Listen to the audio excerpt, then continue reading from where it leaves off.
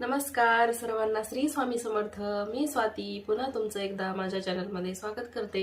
तर येत्या 22 तारखेला आपल्याला गुरुचरित्र पारायण चालू होणार आहे. तर त्याच्यासाठी हा छोटासा व्हिडिओ मी बनवला आहे. ज्यांना कोणाला करायचं आहे ते करू शकतात येत्या 22 जुलैपासून. आणि गुरुपौर्णिमा आहे ती आपली 29 जुलैला आहे.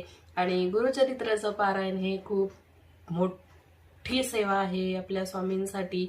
आणि ज्यांना कोणाला करायचं आहे ते करू शकतात. म्हटलं तुमच्यासोबत हा व्हिडिओ शेअर करावं. तर गुरुचरित्र पारायण कसे करायचं हे मी तुम्हाला थोडीशी माहिती देते. आपल्याकडे गुरुचरित्र ग्रंथ जर घरी करायचा असेल तर हा पाहिजे आहे. तो आपल्याला मध्ये किंवा केंद्रामध्ये कुठल्याही मिळून जाईल. संक्षिप्त गुरुचरित्र पारायण पण एक आहे शॉर्टकटमध्ये, ते पण तुम्ही करू शकता. आणि दिंडोरी प्रणीत तोच आपल्याला हवा आहे. स्त्रियांसाठी बनवलेला आहे तो आपल्या गुरुमाऊलींनी. आणि तो आपल्याला जो सारसबाग आहे तिथं खंडोबा मंदिर आहे तिथं मिळून जाईल आपल्याला तो गुरुचरित्र ग्रंथ. तर त्याचे काही नियम आहेत आणि त्याची मांडणी पण मी तुम्हाला सांगणार आहे. त्याची मांडणी आपल्याला करायची आहे. आपल्याला त्या दिवशी सकाळी लवकर उठायचं आहे, पूर्ण घर स्वच्छ करायचं आहे, गोमूत्र शिंपडायचं आहे, आपल्याला हळदीचं लेपन करायचं आहे, उंबरठ्याला दरवाजा स्वच्छ पुसून त्याच्यावरती शुभलाभ स्वस्तिक काढायचं आहे. त्याच्यानंतर फरशी वगैरे पुसून गोमूत्र, गंगाजल, मीठ, हळद मिक्स करून फरशी पुसायची आहे. जिथं आपल्याला पूजा मांडायची आहे ती पण जागा आपल्याला स्वच्छ करायची आहे. त्याच्यानंतर आपल्याला एक चौरंग घ्यायचा आहे. चौरंगावरती एक पिवळं वस्त्र अंतरायचं आहे, पिवळं किंवा लाल, शक्यतो पिवळंच अंतरायचं आहे. पिवळा कलर खूप शुभ मानला जातो. त्याच्यानंतर आपल्याला स्वामींची मूर्ती, एक फोटो घ्यायचा आहे, फोटो स्वच्छ पुसायचा आहे. मूर्ती असेल तर मूर्तीवर पंचामृत आणि अभिषेक करायचा आहे. त्याच्यानंतर आपल्याला गणपती बाप्पांची मूर्ती नसेल तर सुपारी पण मांडली तरी चालते गणपती बाप्पा म्हणून. एक पानाचा विडा घ्यायचा आहे. त्या पानाच्या विड्यावरती तांदूळ ठेवायचे आहे थोडंसं. गणपती बाप्पांचा अभिषेक करायचा आहे. अभिषेक केल्यानंतर प्रथम पूजन गणपती बाप्पांनाच आपण वंदन करतो, त्याच्यामुळे गणपती बाप्पांची मूर्ती ठेवायची आहे. त्याच्यानंतर फोटो स्वामींचा, त्याच्यानंतर स्वामींची मूर्ती, त्याच्यानंतर आपल्याला कलश पाहिजे आहे. तर कलश, नारळ, कलश, 5 पानं, त्याच्यामध्ये एक कॉईन टाकायचं, सुपारी टाकायची, हळदी कुंकू आणि तांदूळचा थोडंसं आपल्याला खाली रासप घालायची आहे. आणि त्या कलशाची स्थापना आपल्याला आपल्या डाव्या हाताला करायची आहे. त्याच्यानंतर स्वामींचा एक माळ जप करण्यासाठी माळ हवी आहे. परत प्रसाद, घंटी, शंख आणि आपल्याला जिथं पूजा मांडली आहे तिथंच आपण ग्रंथ पण मांडायचा आहे. आपल्याला एक सेपरेट, आपला चौरंग जर छोटा असेल तर आपल्याला एक पाट घ्यायचा आहे. त्या पाटावरती आपल्याला एक पिवळा वस्त्र किंवा लाल वस्त्रामध्ये तो ग्रंथ ठेवायचा आहे. आणि 7 दिवस तो ग्रंथ तिथून उचलायचा नाही आहे, कारण 7 दिवस वाचन होतोपर्यंत आपल्याला ग्रंथाची अजिबात हलवायचा नसतो. ते तिथंच त्यांची स्थापना करायची आहे ग्रंथाची. त्याच्यानंतर आपल्याला नंदादीप लावायचा आहे. तुपाचा दिवा आपल्याला वाचन करण्याच्या अगोदर लावायचा असतो. धूप, दीप. त्याच्यानंतर एक माळ स्वामींचा जप करायचा. गायत्री मंत्र 11 वेळा बोलायचा. गणपती अथर्वशीर्ष एकदा वाचन करायचं आहे. आणि त्याच्यानंतर स्वामी स्तवन वाचन करायचंय. आणि त्याच्यानंतर मग आपल्याला गुरुचरित्र ग्रंथ वाचनाला सुरुवात करायची आहे. आणि त्याच्यानंतर मग आपल्याला एक पहिल्या दिवशी किती अध्याय, परत दुसऱ्या दिवशी किती, तिसऱ्या दिवशी किती, हे आपल्या त्या गुरुचरित्र ग्रंथामध्ये लिहिलेलं आहे.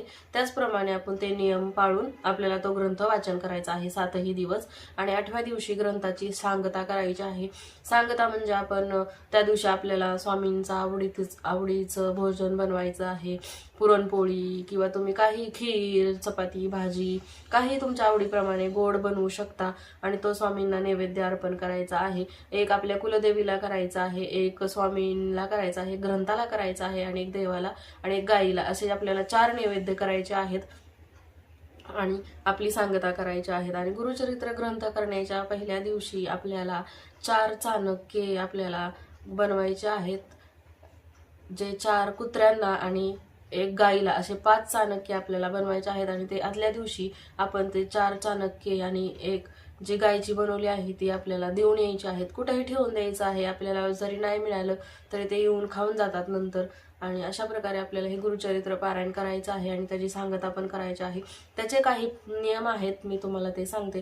गुरुचरित्र पारायणाचे खूप कडक नियम आहेत, जे कांदा लसूण पूर्ण वर्ज्य आहे. नॉनव्हेज पण घरात कुणीही खायचं नाही आहे. 7 दिवस जोपर्यंत आपलं पारायण चालू आहे तोपर्यंत घरामध्ये कुणीही नॉनव्हेज खायचं नाही आहे. तरच तुम्ही हे पारायण करा, नाहीतर पारायण करून काहीही उपयोग नाही. तर असं कांदा लसूण वर्ज्य आहे. कडधान्य कुठलंही चालत नाही, कुठलंही कडधान्य चालत नाही, वर्ज्य आहे.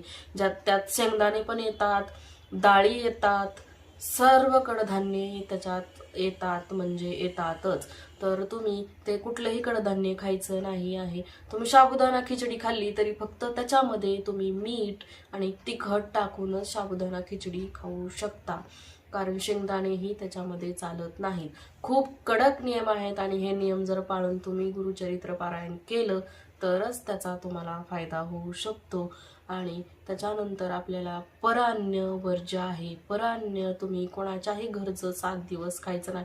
कुणीही, तुम्ही जो ग्रंथ वाचताय त्यांनीही आणि तुमच्या घरातल्यांनी कुणीही परान्न वर्ज्य आहे. कोणाच्याही घरचं खायचं प्यायचं नाही आहे. त्याच्यानंतर 7 दिवस कडक ब्रह्मचर्य पालन करणं खूप गरजेचं आहे. 7 दिवस तुम्ही कडक ब्रह्मचर्याचं पालन केलंच पाहिजे. त्याच्यानंतर तुम्ही सेपरेट झोपायचं आहे, चटई हातरायची आहे, चटईवरच झोपायचं आहे. तुम्ही ब्लँकेट पण टाकू शकता आणि डाव्या खुशीवर झोपायचं आहे. त्याच्यानंतर तुम्ही गादीवर सोप्यावर बसू शकत नाही, झोपू शकत नाही. तुम्ही खालीच जमिनीवरच बसायचं आहे. एक धान्य आपल्याला खायचं आहे. एक धान्य म्हणजे पहिल्या दिवशी तुम्ही गहू खाल्ले तर गहूच 7 दिवस खायचे आहेत, किंवा तुम्ही भात खाल्ला तर भात 7 दिवस खायचा आहे.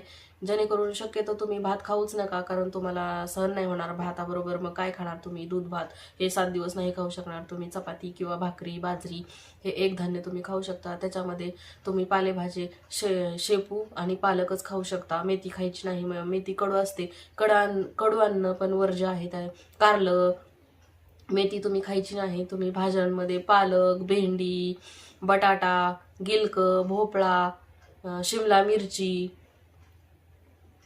गवार, फ्लॉवर, कोबी हे खाऊ शकता.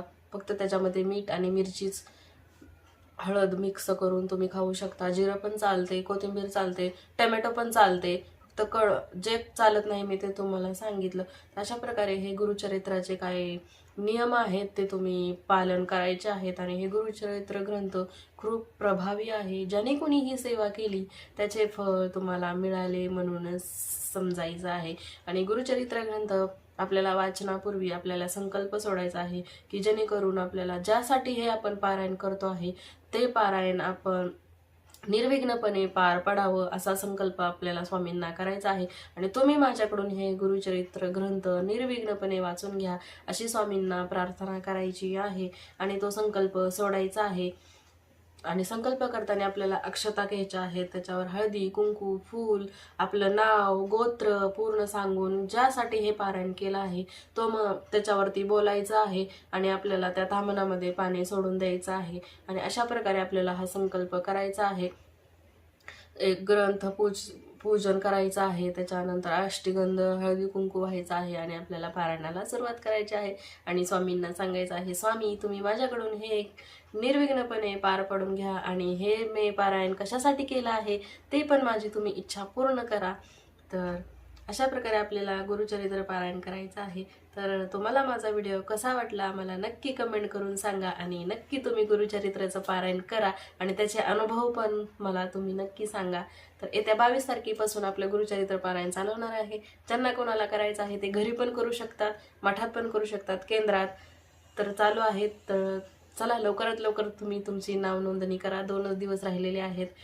तर चला भेटू नेक्स्ट व्हिडिओमध्ये. तोपर्यंत सर्वांना बाय. श्री स्वामी समर्थ.